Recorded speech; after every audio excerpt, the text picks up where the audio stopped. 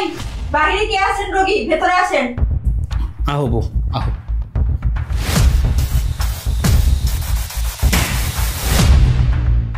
Doctor sir, আমার বউরে রয়েছে। ও কিছুদিন ধরে খুবই অসুস্থ, দুর্বল, কিছু খাওয়া দাওয়া করতে পারে না। আরে বন্ধু, তুই? রুবেল, তুই কেমন আছিস? কতদিন পরে তোকে দেখলাম। আরে ডাক্তার স্যার, আপনি কি বলতেছেন? আমি আপনার বন্ধু হই কি করে? এই যে আমার স্ত্রী, ওরে নিয়ে আইছি। ও কিছুদিন ধরে খুবই অসুস্থ, ওর একটু দেখেন। আরে বন্ধু, তুই আমাকে চিনতে পারতেছিস না? আমি শ্রাবণ। আরে তোর স্মৃতিশক্তি এত দুর্বল হয়ে গেছে। আর এটা এটা কি আমাদের ভাবি নাকি? ভাবি দাঁড়িয়ে আছেন কেন? বসুন, এখানে বসুন। স্যার, আমি তো কিছুই বুঝতে পারতেছি না। এই গ্রামের কৃষক আপনার বন্ধু হয় কিভাবে? আর আপনি কি ভুলে গেছেন যে আপনি একজন এমবিবিএস ডাক্তার? এই, আপনি চুপ থাকুন। আপনি কাকে গ্রামের কৃষক বলছেন? ও আমার বন্ধু। কি ব্যাপার ভাবি, দাঁড়িয়ে আছেন কেন? বসুন।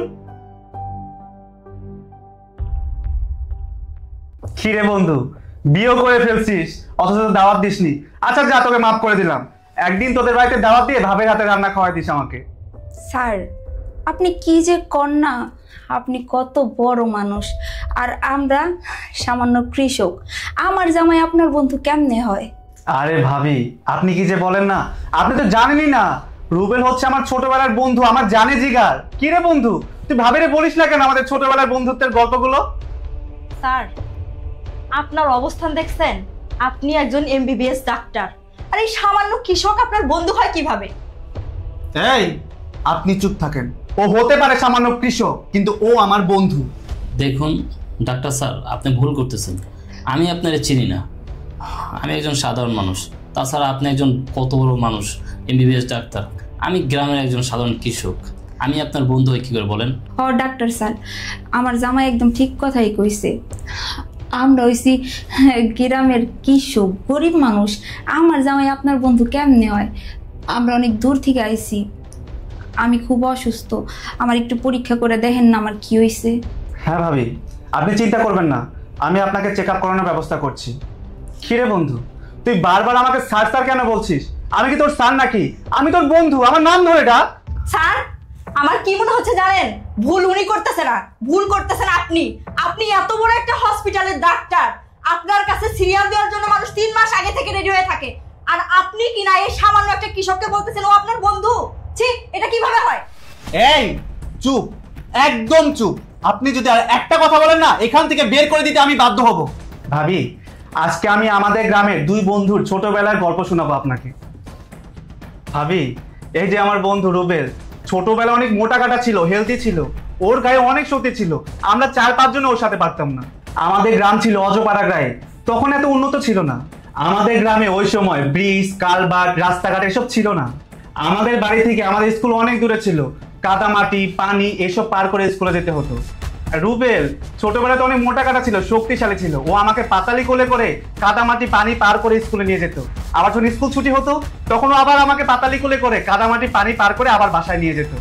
এই যে আমার বন্ধু আমাকে পড়ালেখায় অনেক হেল্প করেছে। এই যে আজকে আমাকে দেখছেন, আমি এমবিবিএস ডক্টর। আমার এত নাম, এত যশ, এত খ্যাতি, এসব কার জন্য জানেন? আমার এই বন্ধুর জন্য। এই বন্ধু যদি আমাকে পড়ালেখায় হেল্প না করতো, আমাকে স্কুলে এভাবে না নিয়ে যেত, তাহলে আমি লেখাপড়া করতে পারতাম না। আমাদের গ্রাম যেহেতু অজপাড়া গায়ে ছিল, ওখানে লেখাপড়া করার তেমন সুযোগ সুবিধা ছিল না। আমাদের গ্রাম তো নিচু এলাকায়, সবসময় কাদা পানি এসব লেগেই থাকতো। এর জন্য কেউ কষ্ট করে স্কুলে যেত না। ওই সময় আমার এই বন্ধু আমাকে যদি হেল্প না করতো, তাহলে হয়তোবা আমি এখন এত বড় এমবিবিএস ডক্টর হতে পারতাম না।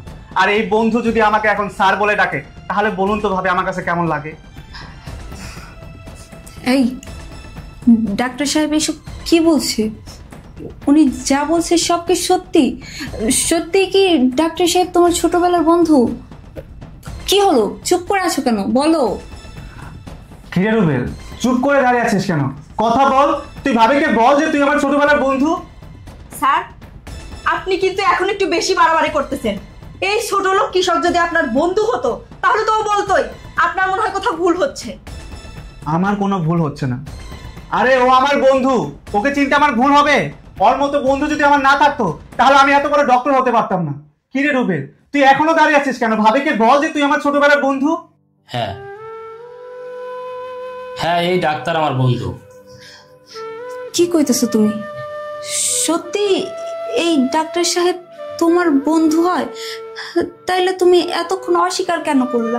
কেন বললা যে তুমি এই ডাক্তারে চিনো না? কেন বলছি? তাহলে শোনো, আমি একজন গ্রামের সাধারণ কৃষক, আর আমার বন্ধু কত বড় ডাক্তার, এমবিবিএস ডাক্তার, দেশে বিদেশে খুব সুনাম, খুব নাম ডাক। এখন আমি একজন সাধারণ কৃষক হয়ে যদি বলি ও আমার বন্ধু, তাহলে হয়তো মানুষ ওকে নিয়ে হাসাহাসি করবে, ওর মান সম্মান নষ্ট হয়ে যাবে। তাই আর কি আমি আমার পরিচয়টা দেইনি। আমি যখন ওর চেম্বারে ঢুকছি ওকে দেখে আমি চিনে ফেলছি, কিন্তু আমি আমার পরিচয়টা গোপন করছি। বন্ধু, তোকে কে বলেছে তোর পরিচয় দিলে আমার মান সম্মান নষ্ট হবে? আর কি বললি, লোক হাসাহাসি করবে? সেটা তাদের মানসিক সমস্যা, আমার কি তাতে? আরে তোর মতো বন্ধু ছিল বলেই তো আমার মতো ডাক্তারের জন্ম হয়েছে। আর আমি তো গর্ব করে বলতে পারি যে তুই আমার বন্ধু। স্যার, একটু আস্তে কথা বলেন। এই হসপিটালের মানুষ যদি জানতে পারে যে ও আপনার বন্ধু, তাহলে আপনার মান সম্মান কিছু থাকবে? Shut up, just shut up. আর একটা উল্টাপাল্টা কথা বলে না, এই হসপিটাল থেকে বের করে দিতে বাধ্য হব আমি। আপনি জানেন আমার এই বন্ধু আমার জন্য ঠিক কি কি করেছে?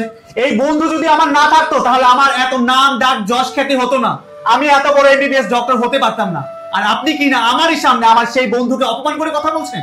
বন্ধু, তুই আজকে প্রমাণ করে দিলি রে, পৃথিবীতে নাম ডাক যশ খ্যাতি টাকা পয়সা হইলে সব বন্ধু স্বার্থপর হয়ে যায় না, বেঈমান হয়ে যায় না। আমি ভেবেছিলাম তুই আজকে অনেক বড় ডাক্তার, অনেক টাকা পয়সার মালিক, তোর নাম ডাক হয়েছে, তুই আমার তো সাধারণ একজন কৃষককে পরিচয় দিবি না। কিন্তু তুই আমার সেই ধারণা ভুল প্রমাণ করে দিলি। আজকে আমার খুব গর্ব হচ্ছে রে, গর্বের বুকটা ভরে যাচ্ছে। আমি একজন সাধারণ কৃষক আর আমার বন্ধু একজন এমবিবিএস ডাক্তার। আচ্ছা বন্ধু, এবার তুই তো তোর ভাবিরে দেখতো ওর কি সমস্যা, অনেক ধরে অসুস্থ। গ্রামে ডাক্তার দেখাইছিলাম, গ্রামের ডাক্তারে কোনো শহরে লয়ে যেতে, তুই একটু দেখতো বন্ধু। আরে বন্ধু, তুই একদম চিন্তা করিস না, আমি ভাবিকে চেক আপ করানোর ব্যবস্থা করছি। এই, এখানে দাঁড়িয়ে আছেন কেন? যান, ওনাকে চেক আপ করে দেখুন ওনার কি হয়েছে। এই, আপনি এখানে বসেন।